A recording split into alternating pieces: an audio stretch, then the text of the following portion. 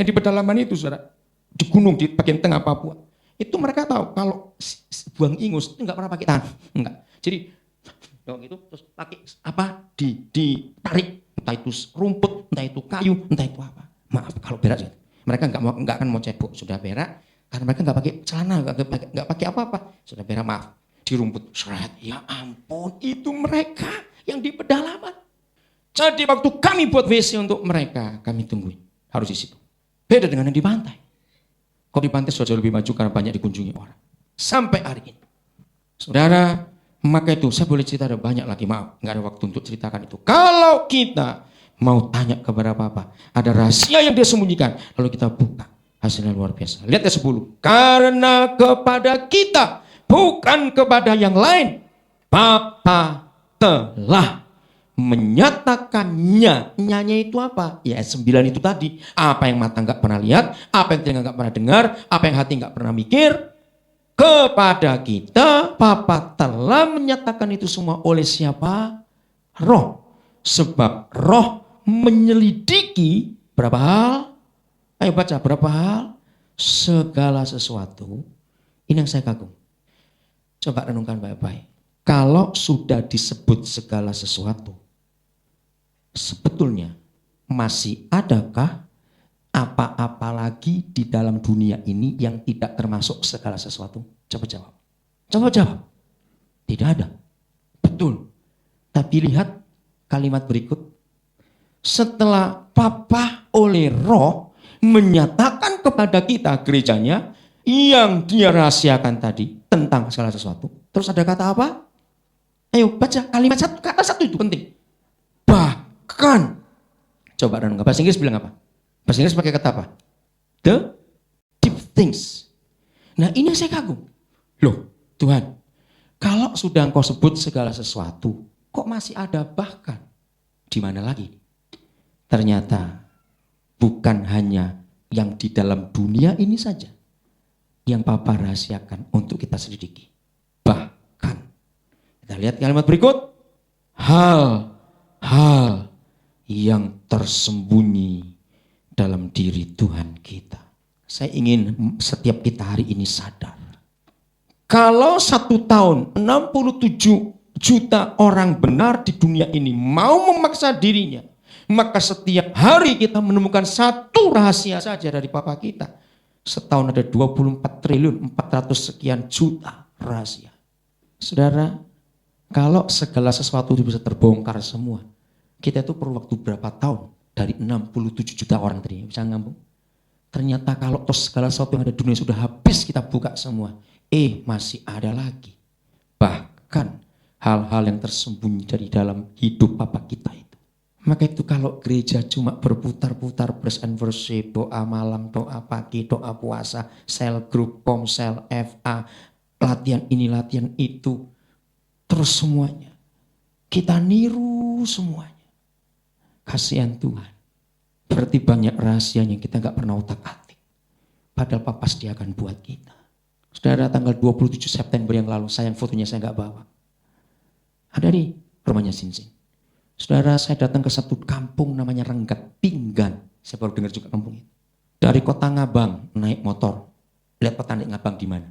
Kalau dapat saya kasih uang $100. Itu di Kalimantan Barat. Dari Pontianak 5 jam naik mobil ke arah timur, saudara. Sampai Ngabang itu Kabupaten Landak. Dari situ mesti turun naik motor.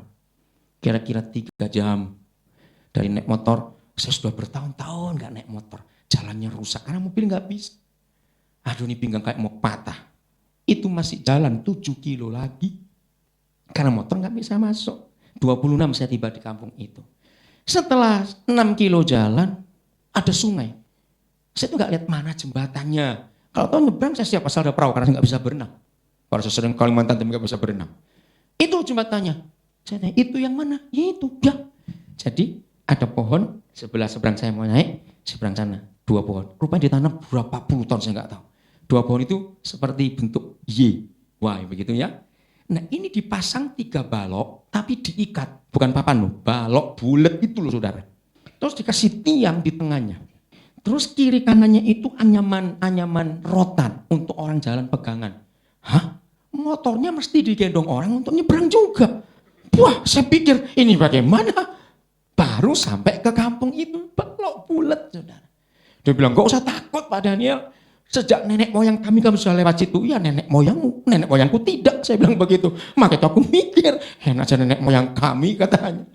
Nah di desa itu saudara belum pernah ada perkawinan secara Kristen. 7 tahun yang lalu suku Dayak itu baru ada gereja. 1 gereja di desa itu. Itu 7 tahun yang lalu. Nah 4 tahun yang lalu kira-kira waktu saya pelayanan di satu kabupaten namanya Sambas. Saya dapat anak namanya Lipi. Saya bimbing dia, saya sekolahkan dia hatinya untuk suku Melayu luar biasa. Nah anak ini menikah. Waktu dia cerita, ini sebelum berangkat. Tapi tempatnya tuh jauh begini-begini. Bilang saya sering pedalaman saja kok. Tapi video jembatan itu mikir juga, ada jembatan walaupun sering ke pedalaman.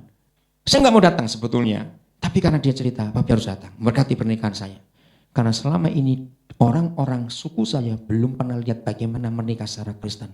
Oh iya? Jadi selama 7 tahun ada gereja belum ada yang kawin. Belum, semua masih pakai adat. Oke, Papi siap datang. Saudara, 26 malam itu hari Senin. Wah, upacaranya rame sekali. Nggak ada listrik di desa itu. Besok baru di gereja. Saudara, mereka begitu bengong lihat tata cara mandi gereja. Pertama kali.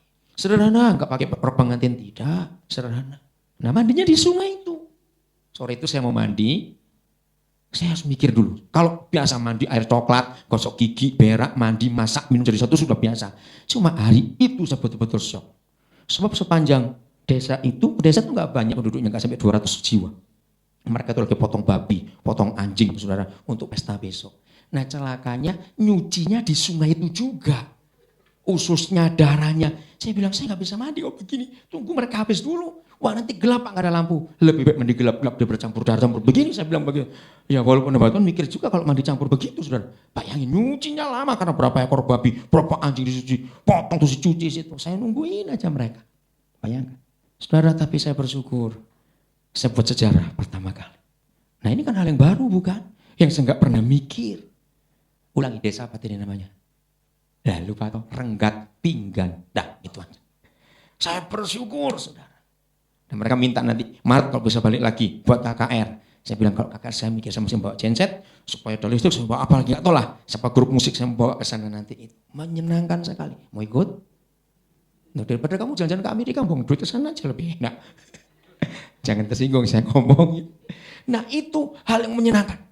Saya beri contoh lagi satu saudara. Siapa dengar di Sulawesi Tengah? Kalau saya lihat peta Sulawesi kan kayak K. Ini kaki yang nomor 2. Kalau Manado paling ujung, ini di bawahnya Manado. Nah, ujung timur itu namanya Kabupaten Luwuk Banggai. Saudara, tahun 2002 yang lalu, pertama kali saya ke suku itu namanya suku Wana. Itu suku terasing, suku nomaden. Mereka masih pakai rumah di atas pohon. Saudara, yang paling rendah yang saya pernah ngukur itu 11 meter dari tanah. Dan cuma pakai bambu. Wih, mereka naik cepatnya luar biasa. 11 meter saya hitung 41 menit saya baru sampai, saudara. Pelan. Habis tangganya bukan tangga yang 2, enggak. Itu cuma bambu yang besar dikoai gitu, harus naik satu-satu begini. Hitung 11 meter, ada yang sampai 20 meter. Karena mereka masih takut musuh, masih takut binatang buas. Di situ mereka beranak, mereka kawin, mereka segala macam. Itu satu rumah maksimal itu 4 keluarga. Enggak ngerti sistem hidup. Nah, waktu saya ke sana pertama saya bawa seorang anak saya namanya Nexon Balang. Dia orang dari Dayak Lundai, dari Kalimantan Timur bagian utara. Karena waktu saya mau berangkat dengan tim dari Surabaya ada 1 keluarga. Ya, dengan 3 anak laki-laki, mereka punya usaha. Nah, mamanya orang asli, orang Tionghoa dari Palu. Ketika dia dengar ada suku namanya suku Wana di tempat kelahirannya di Palu. Dia bicara pada suaminya, dia bicara pada 3 anak yang sukses itu. Ayo antar mama ingin buat sekolah di sana. Nah terus mereka ngajak, panggil Koden, dia bilang begitu. Baik, saya doa, Tuhan kalau saya pergi, saya nggak mungkin tinggal di sana, karena Papua masih butuh saya. Saya ajak anak saya yang mana. Tuhan gak akan Nexon Balang. Tapi saya berkata, Papa dia itu bebannya ke sukunya sendiri, suku Lundai. Masa saya harus bawa dia ke sana? Ya udah, nggak ada jawaban lagi, saya bawa dia. Saya bilang, Nek, kamu ikut Papi? Kemana? Suku Wana, di mana? Papi juga nggak tahu, pokoknya Sulawesi Tengah. Oke, dia bilang begitu. Setelah saya sekolahkan dia selesai, saya ajak 2002 yang lalu. Begitu lihat suku itu bilang, Papi, secara hati saya terbeban. Tapi beri saya waktu sekian bulan untuk saya berdoa. Saudara, ringkas cerita, setahun kemudian dia balik lagi. Lalu sekarang kami sudah berhasil mendirikan 4 sekolah di 4 desa. Dan kami seperti menurunkan orang-orang itu dari atas pohon.